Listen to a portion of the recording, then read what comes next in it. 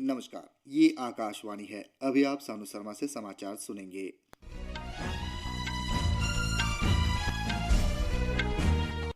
पहले मुख्य समाचार। प्रधानमंत्री नरेंद्र मोदी ने कोलकाता में 15,400 करोड़ रुपए की विकास परियोजनाओं समेत भारत की पहली अंडर वाटर मेट्रो रेल सेवा का उद्घाटन किया। चालू वित्तीय वर्ष में प्रधानमंत्री फसल बीमा योजना के तहत नामांकन में 27% की वृद्धि। विदेश मंत्री डॉक्टर एस जयशंकर ने सियोल में आज भारत दक्षिण कोरिया संयुक्त आयोग की 10वीं बैठक की सह अध्यक्षता की। राष्ट्रपति द्रौपदी मुर्मू नई दिल्ली में आज 94 कलाकारों को वर्ष 2022 और 2023 के संगीत नाटक अकादमी पुरस्कार प्रदान करेगी। अब समाचार विस्तार से। प्रधानमंत्री नरेंद्र मोदी ने आज कोलकाता में 15,400 करोड़ रुपए की कनेक्टिविटी के विभिन्न परियोजनाओं की आधारशिला रखी और उद्घाटन किया। इस कार्यक्रम का मुख्य आकर्षण भारत में नदी के नीचे चलने वाले पहली मेट्रो सेवा का श्री मोदी द्वारा किया गया उद्घाटन था। उन्होंने कोलकाता मेट्रो के पूर्वी पश्चिम गलियारे के हावड़ा मैदान एक्सप्लेनेड खंड का अनावरण किया। श्री मोदी ने कनेक्टिविटी की कई अन्य परियोजनाओं की भी लोकार्पण किया। इन परियोजनाओं में रूबी हॉल क्लिनिक से रामवाड़ी तक पुणे मेट्रो, एसएन जंक्शन से त्रिपुनिथुरा तक कोची मेट्रो चरण 1 विस्तारित परियोजना चरण 1B, आगरा मेट्रो के ताज ईस्ट गेट से मानकामेश्वर स्ट्रेच और दिल्ली मेरठ आरआरटीसी गलियारे के दुहाई मोदी नगर उत्तराखंड शामिल है। प्रधानमंत्री की यह यात्रा भारत में तेजी से बढ़ती मेट्रो कनेक्टिविटी को दर्शाता है। पूरे देश में 2014 में लगभग 250 किलोमीटर तक मेट्रो रेलगाड़ी दौड़ रही थी। आज 20 विभिन्न शहरों में 900 से अधिक किलोमीटर तक मेट्रो रेलगाड़ी चल रही है। 12 राज्यों और केंद्र शासित प्रदेशों के 10 दिन की यात्रा के हिस्से के रूप में 5 दिन के भीतर पश्चिम बंगाल में प्रधानमंत्री का यह दूसरा यात्रा है। बाद में प्रधानमंत्री नरेंद्र मोदी ने उत्तर 24 परगना जिले के बारासात में एक महिला जनसभा को संबोधित किया। प्रधानमंत्री ने कहा कि यह विशाल कार्यक्रम इस बात का प्रमाण है कि भाजपा कैसे नारी शक्ति को विकसित भारत की शक्ति बना रहा है।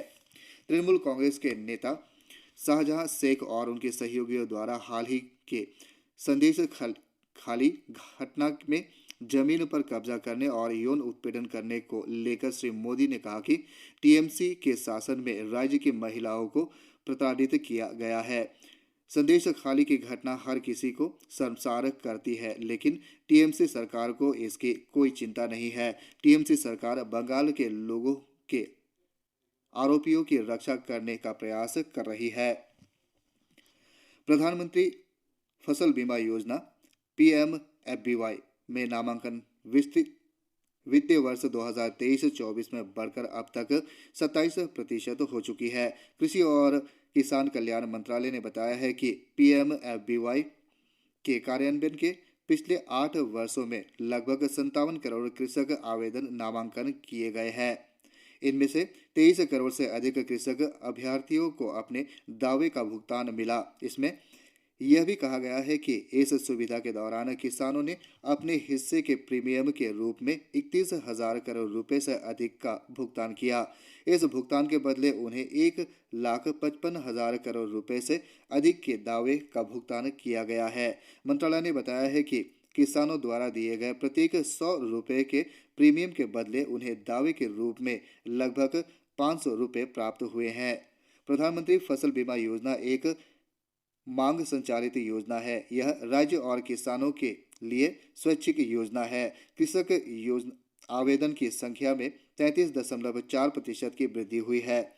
इसमें वर्ष 2021-22 और 2022-23 के दौरान वर्ष दर वर्ष 41% की वृद्धि हुई है। वित्तीय वर्ष 2023-24 में इस योजना के अंतर्गत कुल बीमित लगभग 42% किसानों ने किसी तरह के ऋण नहीं लिए हैं। प्रीमियम में मामले में यह विश्व की तीसरी सबसे बड़ी योजना है। प्रधानमंत्री फसल बीमा योजना का शुभारंभ वर्ष 2016 में किया गया था। यह योजना अप्रत्याशित घटनाओं से फसल को होने वाले नुकसान से किसानों को सुरक्षा प्रदान करना है। विधि मंत्री अर्जुन राम मेघवाल ने कहा है कि भारत चौथे औद्योगिक क्रांति के युग में प्रवेश कर रहा है। इसमें कृत्रिम बुद्धिमत्ता, AI, internet of things, robotic और ब्लॉकचेन टेक्नोलॉजी जैसे प्रौद्योगिकी प्रगति शामिल है। उन्होंने कहा है कि देश को यह सुनिश्चित करना होगा कि चौथी पीढ़ी की औद्योगिक क्रांति के दौरान लचीलापन बनाए रखने के लिए व्यापार से संबंधित गोपनीय सूचनाएं गोपनीय बनी रहे। आज नई दिल्ली में ट्रेड स्ट्रीट और आर्थिक जासूसी पर अंतर्राष्ट्रीय सम्मेलन में उन्होंने यह बात कही। उन्होंने कहा कि प्रथम और द्वितीय विश्व युद्ध के दौरान मिस्र देशों ने ट्रेड सीक्रेट्स के उपयोग से ही जीत हासिल की थी। खेल मंत्रालय ने भारतीय पैरालंपिक समिति PCI का निलंबन तत्काल प्रभाव से वापस ले लिया है। खेल मंत्रालय ने भारत की पैरालंपिक समिति को लिखे पत्र में कहा है कि निलंबन के मुख्य आधार पर विचार किया जा रहा है। भारतीय पैरालंपिक समिति 6 मार्च से 15 मार्च तक नई दिल्ली में 2024 विश्व शूटिंग पैरा स्पोर्ट्स विश्व कप की मेजबानी कर रहा है। PCI की कार्यकारी समिति का कार्यकाल समाप्त होने के बाद चुनाव कराने में देरी और उसके दिशा निर्देश का पालन न करने के कारण मंत्रालय ने इस साल फरवरी में उसकी मान्यता निलंबित कर दी थी। विदेश मंत्री डॉक्टर सुब्रमण्यम जयशंकर ने आज दक्षिण कोरिया के विदेश मंत्री चो ताई यूल से के साथ सियोल में 10वीं भारत दक्षिण कोरिया संयुक्त आयोग की बैठक की सह अध्यक्षता की। डॉक्टर जयशंकर ने इस बैठक को व्यापक और उपयोगी बताया। उन्होंने कहा कि इस बैठक में विस्तारित द्विपक्षीय संबंधों, रक्षा, विज्ञान तथा प्रौद्योगिकी, व्यापार तथा कारोबार के क्षेत्र में सहयोग, लोगों से लोगों के बीच विचार का आदान प्रदान और सांस्कृतिक सहयोग बढ़ाने पर चर्चा हुई। डॉक्टर जयशंकर ने त्रिपक्षीय सहयोग को आगे बढ़ाने पर भी चर्चा की। दोनों मंत्रियों ने हिंद प्रशांत की घटनाक्रमों, क्षेत्र की चुनौतियों की समानता और आपसी हितों के क्षेत्रीय और वैश्विक मुद्दों पर भी विचार का आदान प्रदान किया। विदेश मंत्री डॉक्टर एस जयशंकर ने आज गिमे शाह के मेयर हंग ताई योंग से मुलाकात की। उन्होंने कहा कि गिमे अयोध्या का संपर्क साझा सांस्कृतिक विरासत और लोगों से लोगों के दीर्घकालीन संबंधों का साक्षी रहा है।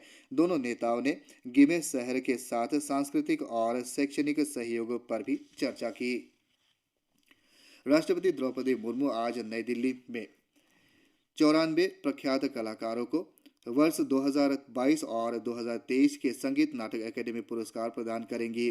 पुरस्कार संगीत, नृत्य, नाटक, लोक और जनजातीय कला, कठपुतली तथा संबद्ध थिएटर कला रूपों के क्षेत्र में दिए जाएंगे। अकादमी पुरस्कार के अलावा राष्ट्रपति मुर्मू समारोह में 7 प्रतिष्ठित कलाकारों को संगीत नाटक अकादमी फेलोशिप, अकादमी रत्न भी प्रदान करेंगी। संगीत नाटक अकादमी फेलोशिप में प्रतिष्ठित कलाकारों को कला के क्षेत्र में उनके असाधारण योगदान के लिए दिए जाने वाले सर्वोच्च सम्मान है।